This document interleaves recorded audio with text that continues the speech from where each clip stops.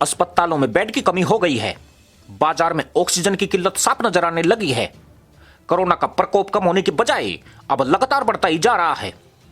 लखनऊ में विगत कई दिनों से प्रतिदिन 5000 से अधिक कोरोना संक्रमित मरीजों की संख्या सामने आ रही है। ऐसे में सभी सरकारी और गैर सरकारी अस्पतालों में बेड नहीं मिल पा रहा है। लखनऊ के 90% इलाके संक्रमण की चपेट में आ गए हैं। लखनऊ के गोमती नगर में रहने वाले रिटायर्ड जिला जज रमेश चंद्रा और उनकी पत्नी मधु चंद्रा 4 दिन पहले कोरोना संक्रमित हुए थे। गुरुवार को पत्नी की हालत बिगड़ने लगी तो रमेश चंद्रा सरकार की ओर से उपलब्ध कराए गए नंबरों पर फोन करने लगे ताकि एम्बुलेंस मिल जाए और पत्नी मधु चंद्रा को अस्पताल में भर्ती करा सके। नंबरों पर बात जरूर हुई, लेकिन आश्वासन के सिवाय कुछ नहीं मिल सका। करीब 3-4 घंटे कवायद के बाद पत्नी मधु चंद्रा दम तोड़ चुकी थी। इलाज के लिए अस्पताल में भर्ती कराने के लिए तो एम्बुलेंस नहीं मिली, इसलिए आगे वो उम्मीद भी छोड़ चुके थे। अब पत्नी के अंतिम संस्कार के लिए शमशान घाट तक पहुंचाने के लिए उन्होंने व्यवस्था की हकीकत को बताते हुए एक भावुक पत्र अपने हाथ से लिखकर सोशल मीडिया के जरिए आम लोगों तक पहुंचाया। देखते ही यह पत्र वायरल हो गया, लेकिन लखनऊ में स्वास्थ्य विभाग और जिला प्रशासन की नजरों तक नहीं पहुंच सका। तमाम अन्य लोगों के प्रयासों और घंटों इंतजार के बाद एम्बुलेंस मिली और रमेश चंद्रा अपनी पत्नी मधु चंद्रा का अंतिम संस्कार करा सके। सोमवार यानी 11 अप्रैल को लखनऊ के जाने माने इतिहासकार और पद्मश्री से सम्मानित योगेश प्रवीण की कोरोना संक्रमण से मौत हो गई। समय से अस्पताल और इलाज उन्हें भी नहीं मिल सका।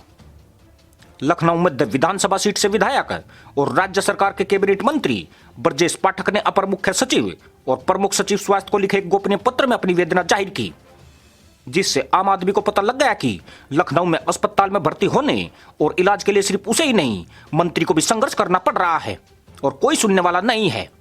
ब्रजेश पाठक ने अपने पत्र में लिखा था, पद्मश्री पुरस्कार प्राप्त योगेश प्रवीण की एक दिन पहले तबियत खराब हो गई। मैंने स्वयं सीएमओ से बात करके तत्काल एम्बुलेंस मुहैया कराने को कहा, लेकिन खेद का विषय है कि घंटों तक उन्हें एम्बुलेंस नहीं मिल पाई, लिहाजा उनका निधन हो गया। मेरे पास पिछले 1 हफ्ते से लगातार फोन आ रहे हैं, लेकिन हम लोग किसी की मदद नहीं कर पा रहे हैं और उन्हें इलाज नहीं दे पा रहे हैं। ये कुछ एक उदाहरण हैं जो कोविड संक्रमण की दूसरी लहर में यूपी की राजधानी लखनऊ की स्वास्थ्य व्यवस्था की वानगी दे रहे हैं। सोशल मीडिया में लोग अपने परिचितों के बिगड़ते स्वास्थ्य की सूचना दे रहे हैं और लोगों से मदद मांग रहे हैं। पूरे शहर में अफरा तफरी मची है। हर जगह एम्बुलेंस के सायरन सुनाई दे रहे हैं और अस्पतालों के बाहर लोग भटक रहे हैं। यह स्थिति पिछले करीब 2 हफ्ते से है और अकेले राजधानी लखनऊ में बड़ी संख्या में कोरोना संक्रमण से मरीजों की मौत हो रही है। लखनऊ में स्वास्थ्य व्यवस्था बिल्कुल ध्वस्त हो चुकी है और उससे भी ज्यादा खतरनाक संकेत यह है कि मरीजों को गुमराह किया जा रहा है, उन्हें सही जानकारी नहीं दी जा रही है। इस बात की कई शिकायतें सामने आई है कि कोरोना संक्रमण की वजह से अचानक लोगों की तबियत खराब हुई और घंटों अस्पतालों के चक्कर लगाने के बावजूद अस्पताल और इलाज न मिलने से मौत हो गई। हालांकि राज्य के अपर मुख्य सचिव सूचना नवनीत सहगल कहते हैं कि लखनऊ में अस्पतालों की पर्याप्त व्यवस्था है और मरीजों की बढ़ती संख्या को देखते हुए अभी और अस्पताल बनाए जा रहे हैं। कंट्रोल रूम से सारी चीजें नियंत्रित हो रही है। उसी को यह तय करना है कि किस मरीज को किस तरह के उपचार की जरूरत है। मरीजों की स्थिति के हिसाब से L1, L2, L3 अस्पतालों की कैटेगरी तैयार की गई है।